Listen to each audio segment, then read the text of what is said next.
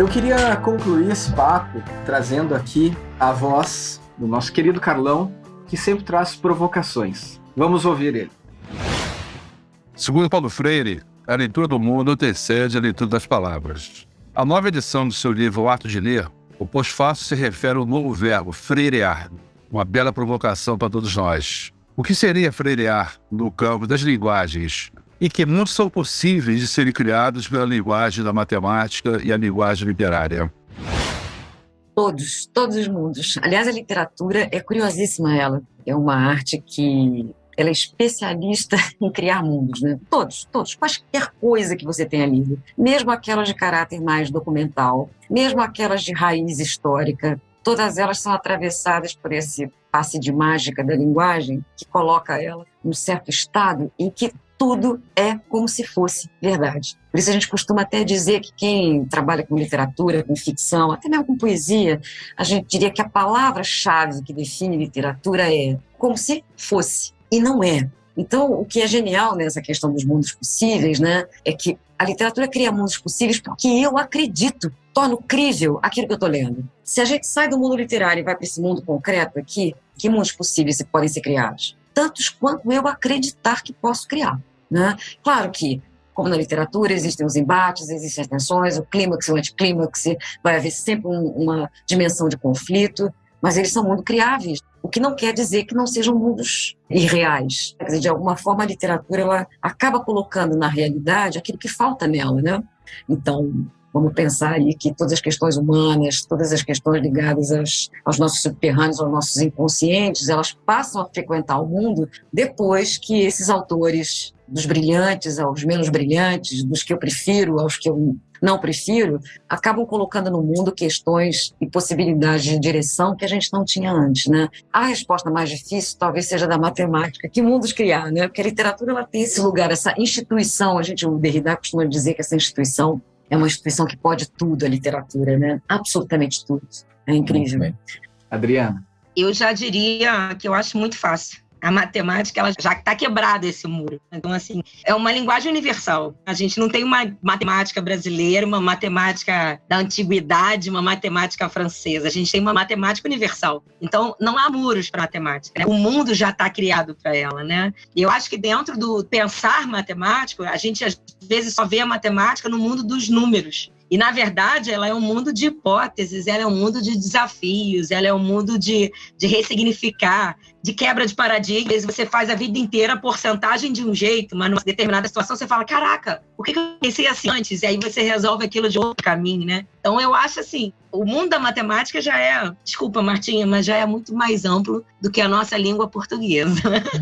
É uma linguagem universal, é uma linguagem mundial. E aí eu acho bem mais fácil de falar desse mundo mágico da matemática, que está muito além desses números que a gente só se resume a isso.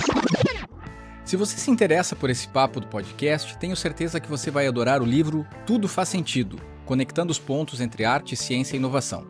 Nessa obra, exploro a ligação entre arte e ciência na educação e destaco a importância de ir além do convencional, quebrando as barreiras entre as disciplinas para compreendermos melhor o mundo ao nosso redor.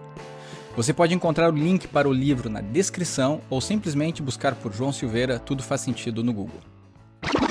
Eu queria encerrar perguntando se vocês têm alguma coisa que vocês leram, ouviram, né? Uma série, algum filme, algum livro, algum podcast relacionado à área de vocês que talvez tenha, justamente pelo olhar de vocês, né? A gente sempre olha de um jeito diferente aquilo que a gente tem em relação.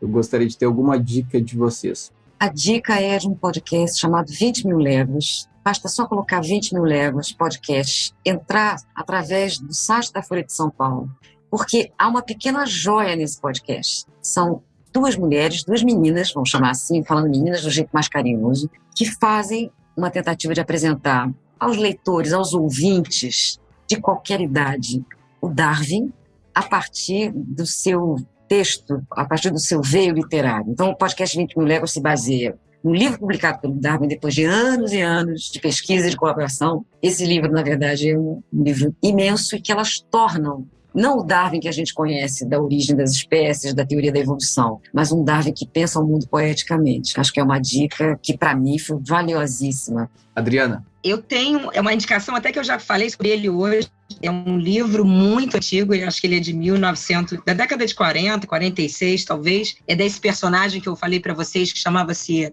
Malbataan, ele não é um nome fictício, chama-se O Homem que Calculava. É um livro incrível, os meninos têm muito prazer de até surgir a compra deles no início do Fundamental 2 e vou usando eles ao longo da formação desse aluno, e ele é realmente, assim, de tantos anos para cá, ele não envelhece. É um livro muito interessante, traz uns desafios bacanas e os meninos se colocam na época, então ele seduz, é um livro que eu gosto muito. E um filme, né, que eu também acho que provoca muito esse pensamento, chama Estrelas Além do Tempo, é um filme novo, americano, deve ter, sei lá, uns 5 ou 6 anos, talvez um pouco mais, que falava quando era aquela guerra da Rússia e dos Estados Unidos, e eram mulheres negras americanas, e aí mostra todo esse lugar do negro naquela sociedade, e elas é que são as gênias, mas sequer podem fazer uma universidade de matemática. Então eu acho que são 2 indicações muito legais, né? Eu acho que traz diferentes olhares da matemática, mas muito bacana, de provocações, os 2. Agradeço muito pelas dicas. Ao filme eu já assisti e também recomendo. O livro eu não conheço, vou pesquisar. Aproveito para agradecer muito pelo nosso papo. Foi uma experiência marcante, porque é o primeiro que a gente está registrando dessa série. E para mim foi um prazer enorme estar com vocês. Só tenho a agradecer a vocês pela oportunidade de aprender e de trocar com vocês nesse momento. Eu acho que é isso, um espaço de troca sempre. Quiser, nós podemos ter mais tempo para isso. Já o bate-papo, a leveza já é de grande enriquecimento. Obrigada a você, João, pela oportunidade do bate-papo. Tá com a Martinha é sempre incrível.